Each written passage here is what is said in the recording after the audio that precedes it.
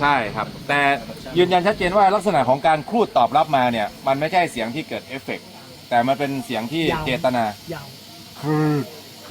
So it is scratching. The sound like that Scratching. like scratching yes อัปเดตล่าสุดของทีมที่ขึ้นไปสำรวจด้านเทิงของปากปองถ้ำได้ยืนยันแล้วว่าเสียงพูดเสียงตอบโต้จากในถ้ำออกมานอกถ้ำนั่นมันบ่แมนเสียงสะท้อนจากทีมกู้ภัยทางด้านนอกแต่เป็นเสียงโจงใจส่งสัญญาณเตือนส่งสัญญาณขอความช่วยเหลือว่ามีคนอยู่ทางด้านในหั่นอีหลีว่าสั้นเด้สบายดี FC แฟนคลับทุกท่านมาพบกันเศร้านี้แต่จะขอพาทานผู้ชมไปเกาะติดเหตุการณ์มื้อวานนี้ของทีมสำรวจขึ้นไปเลาะเบิ่งด้านบนของปากปองของถ้ำนั่นทานผู้ชมถือว่าเป็นสัญญาณดีมื้อวานนี้ก็ได้เฮ็ดคลิปนึงแล้วแต่ก็ยังมี FC แฟนคลับให้ข้อคิดข้อสงสัยแต่คลิปนี้จะมาไขข้อสงสัยจากประสบการณ์ของอาจารย์ติ้งลีหลังจากที่เพิ่นไปกวดสอบเรียบร้อยเพิ่นลงมาเพิ่นก็ได้มายืนยันเป็นคลิปวิดีโอสั้นๆเพิ่นบอกว่ามันมีเสียงตอบโต้จากข้างในถ้ำแท้ๆว่าแม่นเสียงเอฟเฟกต์ของทีมงานกู้ภัยไปเคาะไปตีมันเป็นเสียงออกมาแต่เสียงนั้นมันบ่ดังแฮงและก็มันก็บ่ได้ดังคอยเกินไปเฮาสามารถฟังด้วยหูแล้วหูซึกได้ว่ามันแม่นคนตอบโต้อยู่ทางในถ้ำแล้วมื้อวานนี้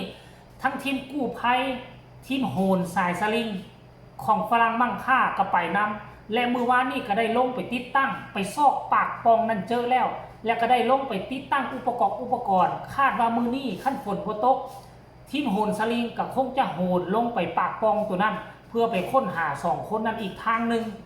และทีมงานอยู่ในหน้าถ้ำก็จะได้มุดถ้ำดำน้ำเส้นเก่าเส้นเคยทานผู้ชมและเมื่อวานนี้ตามลายเส้นทางที่ปีนก็ไต่ขึ้นไปหาด้านบนของหลังถ้ำนะไปเจอลายซิ่งลายยางบ่ว่าจะเป็นเขาภาษาลาวว่าสายแฮหรือว่าตาแฮสายแฮที่มันเกาะกายตามหมักหินถ้ำผนังถ้ำอยู่ทางด้านนอกอุ้ยอุดมสมบูรณ์หลายเลื่อมระยิบระยับคือทองคำแต่อาจารย์ติ้งลีก็บอกว่าอันนี้มันโบแมนเด้อจะเข้าใจผิดเด้อว่าซันเดของแท้มันต้องปนอยู่กับทรายดำดินดำแมนของแท้ปนอยู่กับทรายดำดินดำแต่ว่ามันมีแห่ทองคำชนิดหนึ่งต้องทุบเอาหินแบบนี้แหละมาบดมาอีหยังต่างๆกัดให้มันเป็นทรายแล้วก็ไปฮ้อนเอาเป็นทองคำมันก็มีคือกันแต่ว่าอาจารย์ติ้งลีนี่ออกตัวไว้ก่อนย่านคนที่แห่กันมาคนเอาเพราะว่าอันถ้ำลักษณะแบบนี้อยู่ในประเทศลาวมีหลายแห่เงินแห่ค่ำหลายกันบ่ซั่นเขาสิเอิ้นว่าดินดำน้ำซุ่มเนาะทานผู้ชมเนาะทานผู้ชมเอาบ่ลายใหญ่ห้างแล้วเนาะรายละเอียดให้ทุกคนไปชมคลิปนี้สก่อนคลิปการสำรวจและก็ออกมารายงานจากปากอาจารย์ติงลีว่าเป็นเท่าใดแท้ไปชมพร้อมๆกันเลยไม่ใช่อันนี้เราพูดแบบคนไม่รู้นะดูดิอลามเลยภูเขาลูกเนี้ยมันสวยๆดูดิอลามเลยนะแต่จริงๆมันจะไม่อยู่แบบนี้หรอกมันจะอยู่ในชั้นทรายดินทรายดำเป็นชั้นอันนี้บ่งบอกถึงความอุดมสมบูรณ์ไม่ใช่ใช่ไหมถง4ถง5ใช่ไหมหมดเนี้ยใกล้เคียงถง4ถง5ลงได้ครับ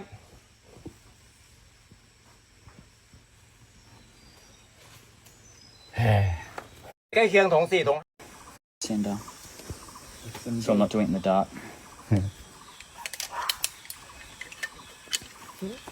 อาจารย์เป็นครั้งนึงครับเดี๋ยวสิลงไปเห็นระบบข้างล่างแองเกอร์ของเครื่องเรียบร้อยแล้วเดี๋ยวต้องใส่ตัวซอยลงไปอีกข้างล่าง Thanks, man. ใช่ครับใช่ทำงานบางทีแล้วซีเรียสทำไมเนาะ Stand down. Yep. Smoking. Oh. So my foot. Straight down. มันมองลงมา เดินขึ้นมา ใหญ่เลยโอ้ Yeah. แล้วเขาก็ให้ข้อมูลตรงกันกับพื้นที่ดังกล่าวเสร็จแล้วลักษณะการที่เราไปเนี่ยเราเปิดเส้นคอนทัวร์เพื่อที่จะไปตำแหน่งของโถง4ไปหาโถง5เพื่อที่จะลากคอนทัวร์ไปหาโถง6เพื่อที่จะไปหาปลายน้ำดังนั้นเส้นคอนทัวร์ตัวเนี้ยมันจะอยู่ตรงปล่องตรงนี้เลย จะ 5 หรือ 5.1 5.1 คือไอ้25เมตรนั้น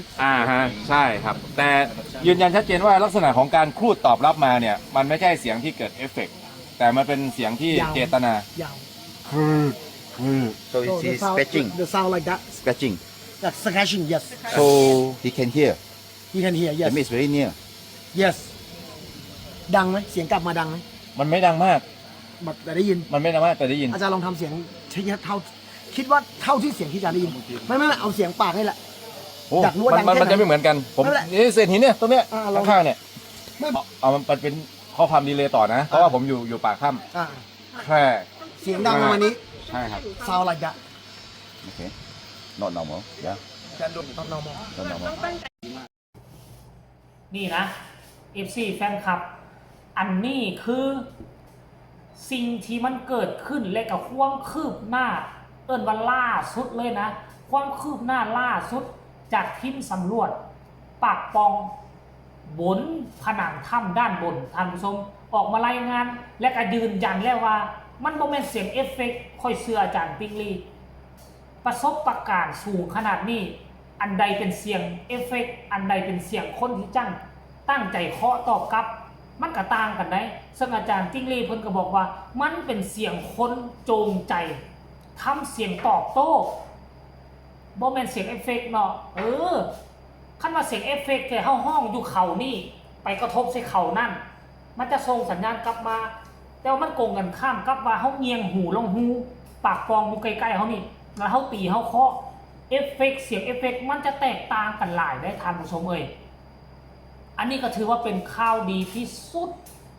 ขั้นถ้าพบแบบนี้แล้วนะคือค่อยเคยเว้าคลิปก่อนหน้านี้ต้องหาวิธีลงปากปองอย่างน้อยๆต้องส่งเสบียงอาหารให้เขาได้รับน้ำรับเสบียงอาหารสากลแล้วการค้นหามันจะยาวนาน10 มื้อกับบ่ย่านเพิ่นเขาได้กินข้าวกินน้ำทุกมื้อ